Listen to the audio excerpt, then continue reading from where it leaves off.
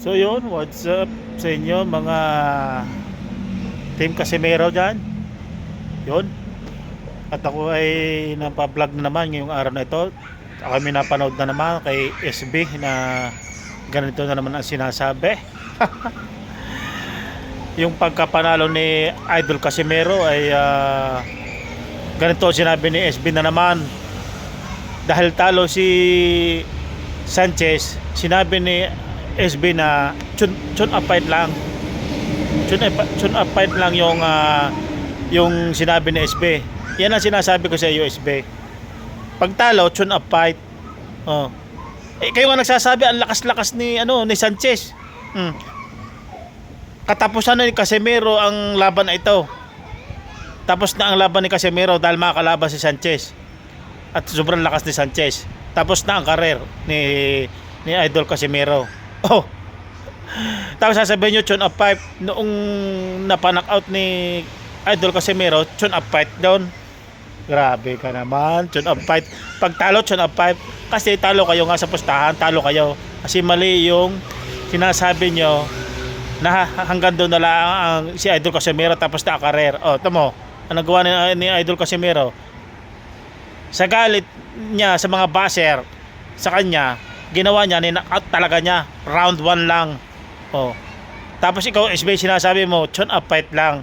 Kasi talo kayo. Oh, di ba? Talo. Tapos ito pa, may kalukuhan ka rin.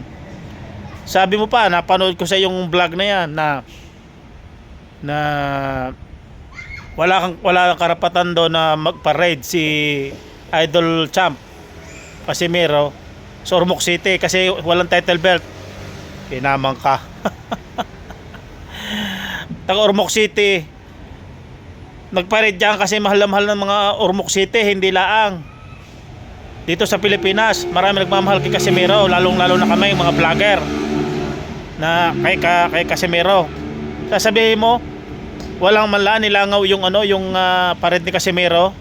Ito, panoorin mo ito. Tingnan mo kung nilangaw. O, tingnan mo, mahal na mahal ni Casimero, panoorin mo yan. Daming tao sa gym mo. Sasabihin mo, nilangaw.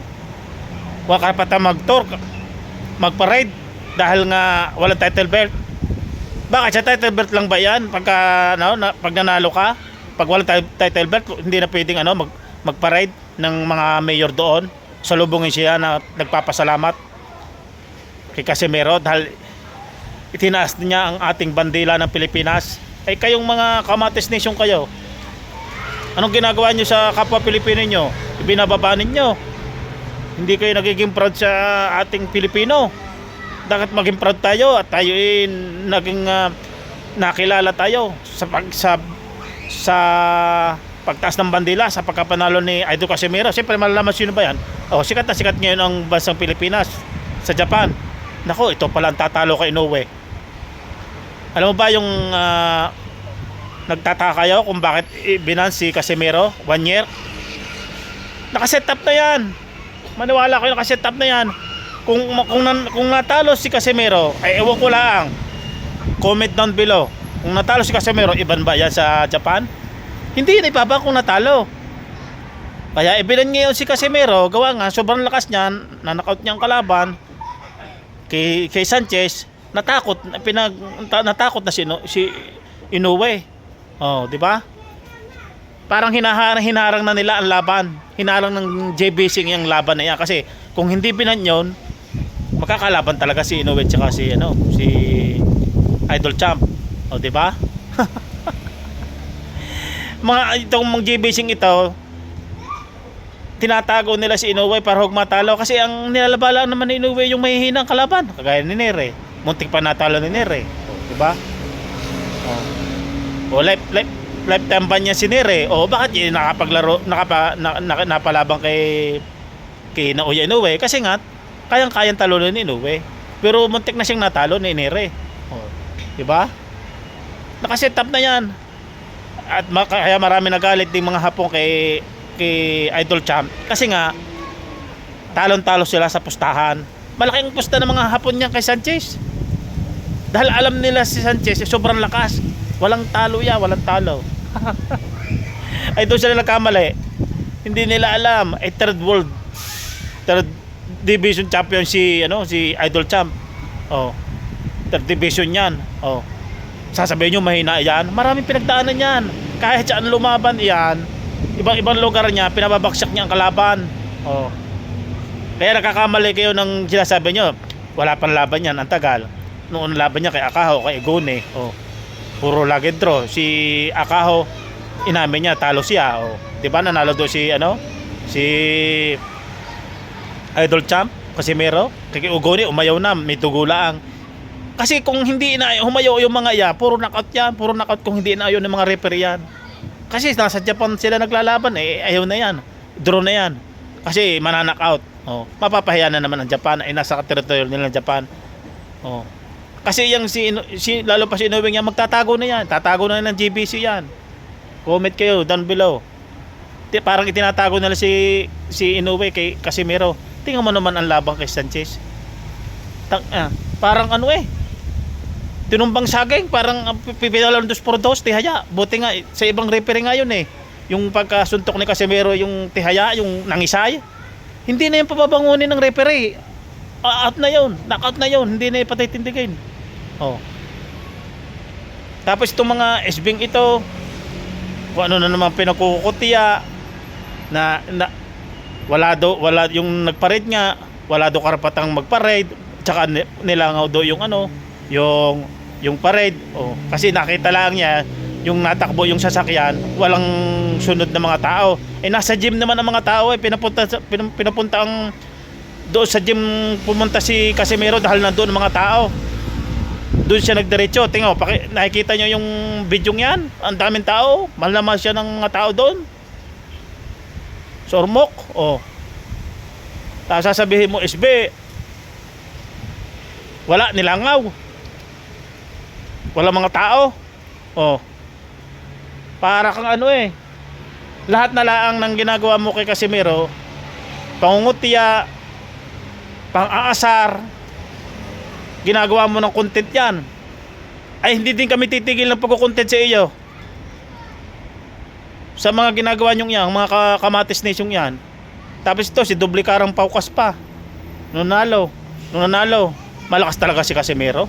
Dati nung hindi pa nalaban si Casimero, si kay Sanchez hindi pa naglalaban. Alam na matatalo si Casimero kasi nga rehydrate na. Oh, di ba? Tiltok lang tayo mga mga team Casimero. Wala nang ginawa, nung wala pang laban, lagi nang ginagawa nila puro ang content Casimero, wala nang laban. Lalo pa ngayon, nung nanalo si Casimero, yung knockout ang kalaban. So yun ang knockout ang kalaban, di ba? Natulala sila sa mga ginawa ni Casimero. Oh. Ang kaisipan ni Casimero, naiisip ko, kayo mga basher kayo ginagawa nyo kung mahina, gawin kong immortal ako.